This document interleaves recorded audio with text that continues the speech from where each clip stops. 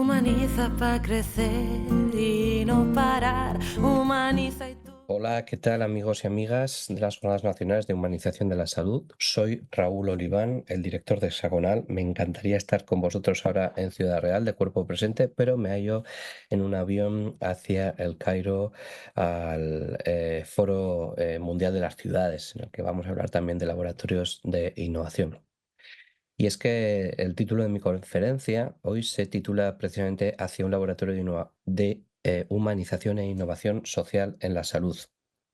Suelo comenzar con esta frase de Hannah Arendt que dice: el acto más pequeño en las circunstancias más limitadas lleva la semilla de la misma ilimitación e imprevisibilidad. Es decir, Hannah Arendt nos vino a decir décadas antes de que explotara la sociedad global, ¿no?, que todo fuera una red, pero de forma, en ese caso, visionaria, que un acto, un gesto, una palabra, quizá esta videoconferencia, este Zoom, bastan para cambiar cualquier constelación.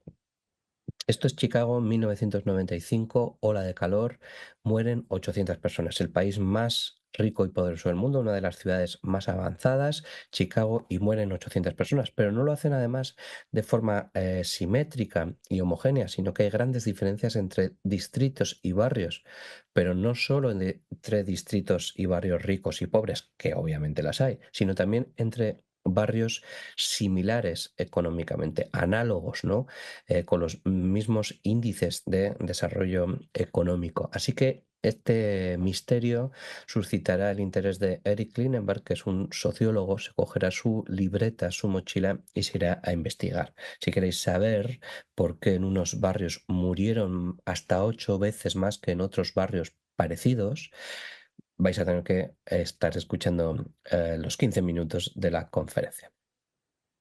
Vamos a ponernos ahora en el papel de esta criatura, de este bebé que está a punto de nacer, tiene 6, 7 meses, pero no sabe qué familia le va a tocar, no sabe qué madre le va a tocar, no sabe qué ciudad le va a tocar, no sabe qué país le va a tocar, no sabe si sus padres serán ricos o serán pobres, no sabe qué cociente intelectual va a tener, no sabe siquiera su carga genética, quizás si van a nacer con algún tipo de discapacidad, no sabe qué futuro le espera. Este es el sitio filosófico que inventó John Rawls, y al que llamó velo de la ignorancia, para pensar sobre los sistemas de igualdad, ¿no?, y de justicia, en su famoso principio también de la diferencia. Como soy un poco más bueno que John Rawls, yo os dejo ver un poquito de lo que os vais a enfrentar en el futuro como ese bebé. Y podéis elegir entre dos ciudades. Una se llama Gauss City y la otra se llama Paretam. En Gauss City la sociedad se distribuye de una forma más o menos equitativa, parece esa campana de Gauss. La mayoría de la gente tiene el mismo nivel de riqueza o de desarrollo económico. Y en Paretam, sin embargo, se caracteriza por ese diagrama de Pareto, en el que gobierna una desigualdad radical. Unos pocos tienen mucho y la mayoría de los demás tienen muy poquito. Podéis elegir. Si pudierais votar, la experiencia me dice que más o menos el 80% e incluso más de la gente elige Gauss City y solo un 20% de la gente elige Paretown. Esto es bastante racional porque la gente lo que intenta es evitar la mala suerte.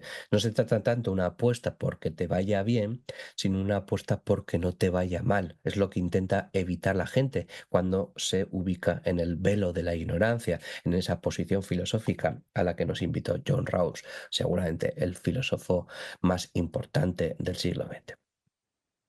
La cosa es que las decisiones ya no son tan sencillas. Asistimos a un boom de complejidad. Los problemas no son ya tan simples, ¿no? El cambio climático, la pobreza, las violencias machistas, la soledad no deseada son una nueva colección de problemas que no son lineales, que no son concretos, que son difusos, que son interdependientes, que tienen consecuencias desconocidas, que entran en conflicto, que nunca se terminan de acabar, ¿no? Este es un poco el terreno de juego en el que nos toca rediseñar los servicios públicos de salud, rediseñar los sistemas de salud en su sentido amplio, pasando de instituciones jerárquicas, tradicionales, cerradas, muy monolíticas, que eran eficaces para afrontar algunos de los problemas del siglo XX, pero que cada vez se muestran más ineficaces, ¿no? Para abordar los nuevos desafíos a los que nos encontramos y exigen una nueva generación de organizaciones. Este es el punto de partida que yo utilicé en Instrucciones que Aprenden, un informe que me pidió la Cumbre Iberoamericana de Jefes de Estado y que yo convertí en una hoja de ruta para transformar las organizaciones de la región. Me basé mucho en ciencia de redes, porque bueno, pues yo combino un poco un background transdisciplinar de las ciencias sociales, la filosofía, el diseño, la comunicación y la planificación, y me interesa, ¿no? Esta idea de la ciencia de redes que nos permite explicar la complejidad con nodos y con enlaces, con puntos y con rayas, ¿no? Tengo también, evidentemente, bueno, pues en fin, un bagaje muy práctico. He estado 20 años liderando ecosistemas de innovación, 10 años en la vieja azucarera, un edificio de 4.000 metros cuadrados, 6 años en el Gobierno de Aragón como director general diseñando y liderando el laboratorio de Aragón Gobierno Abierto, años y experiencias que me permitieron entender que esto de los ecosistemas de innovación en el fondo eran personas hablando, equipos hablando, funcionarios, investigadores, emprendedores, empresas hablando, conversaciones. Y que el valor de la innovación no estaba tanto en los nodos como en la forma en la que nos relacionábamos, ¿no? Y que había un denominador común en todos los equipos y organizaciones innovadoras del planeta. Daba igual, fuera el MIT, la India, Madrid o Ciudad Real, ¿no? Abrir, mezclar, agilizar, experimentar, colaborar y digitalizar como 6 formas virtuosas de conectar a las personas, las ideas y los equipos, y de ahí nuestro nombre de Hexagonal.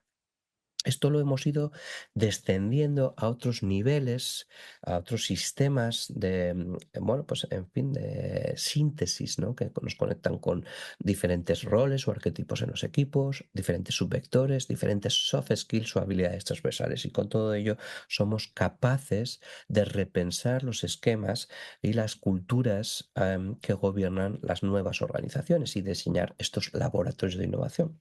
Tenemos nuestra propia teoría de cambio, que somos capaces de aplicar a todos los niveles y que, bueno, pues también nos permite interpretar cuál es el papel que quiere jugar cada organización, porque no todo el mundo debe ser el mismo tipo de player en la red, ¿no?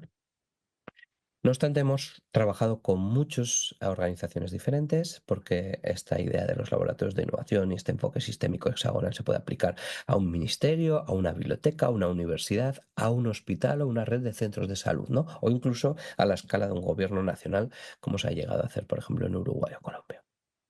Nos conecta nuestra idea de los ecosistemas y los 6 vectores también con la teoría de la fuerza de los vínculos débiles de Mark Granovetter, que vino a decir que paradójicamente son esos vínculos débiles de nuestros círculos más lejanos los que pueden llegar a tener un poder más determinante en nuestra vida. No significa que nuestros padres no nos influyan, claro que nos influyen, pero en nuestro círculo íntimo acabamos encontrando el mismo tipo de referencias, el mismo tipo de consejos, el mismo tipo de aprendizajes. Y es en esos círculos más amplios del viejo conocido, el amigo de la amiga o la pareja de, en fin, de esa persona que conociste en el trabajo, los que, bueno, tienen capacidad verdaderamente de bifurcar nuestras vidas hasta destinos improbables. El valor, no obstante, de los ecosistemas de innovación está ahí, en las relaciones, ¿no? El todo es más que la suma de sus partes. Podríamos sumar a las personas de un hospital y no darían como resultado un hospital si las sumáramos de forma aislada, individual, sino es a partir de sus relaciones y del valor que son capaces de producir cooperando y colaborando, donde se produce el hospital, ¿no? Como ecosistema natural de innovación. Y quiero hablaros de 2 redes, la red aleatoria y la red libre de escala. Una red aleatoria, los nodos se han unido así por azar, es una red matemática. La otra red, la red libre de escala, hay una serie de nodos que tienen como un campo magnético, tienen como un imán, se llaman hubs, están muy conectados. Y si la llevamos a matemáticas, una se parece a una campana de Gauss y la otra a un diagrama de Pareto, ¿no? Campana de Gauss, una sociedad equitativa, un número, en este caso, el número de nodos por enlaces, ¿no? Central, ¿no? Y en el diagrama de Pareto, ¿no? Unos pocos nodos que se llaman hubs que acumulan mucha conectividad. ¿A qué se parece más el mundo? Pues se parece mucho más, os hago un spoiler, a las redes libres de escala. La podemos ver en casi cualquier red, como las redes de los aeropuertos, ¿no? En, yo qué sé, en Estados Unidos, ¿no? Con JFK o San Francisco o Dallas, ¿no? Esos grandes aeropuertos que se conectan con otros pequeñitos. La podemos ver en los premios Nobel, ¿no? De pronto, esta semana hemos sabido que hasta 702 premios Nobel estaban conectados entre sí y que además si analizábamos los ingresos de sus padres nos damos cuenta de que la mayoría de los padres de los premios Nobel fueron personas con ingresos altos, ¿no? Qué diagrama de Pareto más evidente. También los percentiles de ingresos por adulto, ¿no? Elon Musk y todos estos ricos que capturan el 28% de la riqueza frente al 50% de la gente que tiene menos en el mundo. Diagrama de Pareto obsceno y radical. O los influencers y las celebrities en las redes sociales. Otro diagrama de Pareto, ¿no? Con muchos followers, muchos likes, muchas interacciones. Y luego el común de los mortales, que tenemos poca. O el PIB per cápita, ¿no? Del sur global frente a los países ricos, ¿no? Otro diagrama de Pareto del libro. ¿Qué cosas? Porque elegisteis vivir en una sociedad, en una ciudad Gauss City que no se parece a la realidad. La realidad se parece mucho más a Paretown en contra de lo que nos gustaría. La conectividad en la era de las redes es sinónimo de información, centralidad, oportunidades, empleo, educación, cultura, dinero y poder. Por lo tanto, hablamos de capital social. Lo que diferencia a un niño rico de un niño de una familia pobre no es solo el dinero, es también su acceso a redes, ¿no? A libros, a idiomas, a viajes, a personas, amigos, familiares influyentes, ¿no? Es ahí donde, bueno, pues en fin, más podemos incidir. Y por eso también el papel que debe jugar un laboratorio de humanización e innovación en la salud tiene que ser doble, tiene que ser centrípeto, tiene que actuar como un hub de aprendizaje, como una comunidad de aprendizaje y experimentación que acumula conectividad, conocimiento, pero también al mismo tiempo, y no menos importante, como un distribuidor de conectividad y vínculos débiles, ¿no? Tiene que intentar, en la medida de las posibilidades, democratizar, universalizar la conectividad. Y la conectividad es capital social, es confianza, es afecto, son cuidados. Es ahí, en ese doble propósito, donde encontramos la definición de ese posible laboratorio de humanización e innovación social en la salud.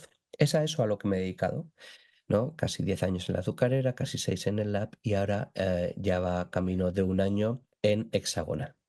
Tengo decenas de ejemplos, hoy no tengo tiempo de extenderme en ellos, ¿no? Pero esto lo hemos aplicado trabajando con personas con discapacidad, lo hemos aplicado a proyectos relacionados con diseño, mezclando funcionarios con diseñadores de servicios, lo hemos aplicado trabajando con jóvenes, con niños y adolescentes, con perspectiva de género, incluso hemos llevado la innovación a la cocina, democratizando esta idea, ¿no? De los laboratorios, diciendo que la cocina es el primer laboratorio del mundo. Lo hemos llevado a procesos de onboarding, diseñando experiencias en las que recibimos a los nuevos funcionarios del Gobierno de Aragón. Lo hemos trabajado con mayores. Lo hemos trabajado incluso en el contexto de la pandemia, creando la red de innovación social más grande que se hizo en el mundo y que lideré desde mi pequeño equipo en Aragón, pero que acabó impactando en más de 20 países y generando 103 proyectos piloto y que fue premiada internacionalmente, o lo hemos desarrollado en el ámbito del voluntariado, reconociendo esta actividad fundamental en la innovación social y su impacto en los ODS, o a nivel de metodologías, convirtiendo incluso en un juego esta idea de los 6 vectores y la innovación sistémica. Un laboratorio de humanización e innovación social debería ser un proyecto que abre, mezcla, agiliza, experimenta, colabora, genera comunidad y digitaliza, ¿no? Y que podemos definir en estos términos, ¿no? Como un dispositivo que abre la institución desde dentro, que actúa como un super hub para vincular a múltiples actores, experimentando y produciendo relaciones significativas basadas en la confianza y en el afecto, gracias a esas conversaciones que cristalizan en prototipos y que gracias a la tecnología pueden ser iterados y escalados, ¿no? ¿Os acordáis de Chicago en 1995? ¿Por qué murieron hasta 8 veces más personas en unos barrios que en otros cuando eran económicamente parecidos? Pues todo se basó en infraestructuras sociales. Lo que había en los barrios que menos gente murió eran bibliotecas públicas, barberías, asociaciones de madres y padres, relaciones de confianza entre el farmacéutico, entre en fin, el centro de salud y los diferentes movimientos sociales, los vecinos. Había relaciones, había capital social, había riqueza y densidad conectiva, ¿no? De forma natural.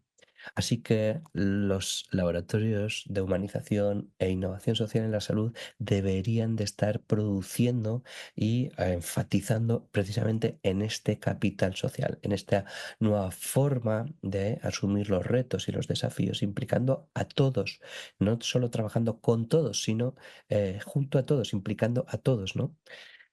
Y bueno, muchísimas gracias. Era simplemente una pincelada gruesa, 15 minutos. Me he ceñido bastante al tiempo. Me despido con esta frase de Deleuze y Guattari en una obra que se llama Rizoma y que dice, haz la línea y no el punto. Ha sido un placer. La próxima vez nos vemos en persona. Raúl Oliván, desde un avión al Cairo, Ciudad Real. Muchísimas gracias.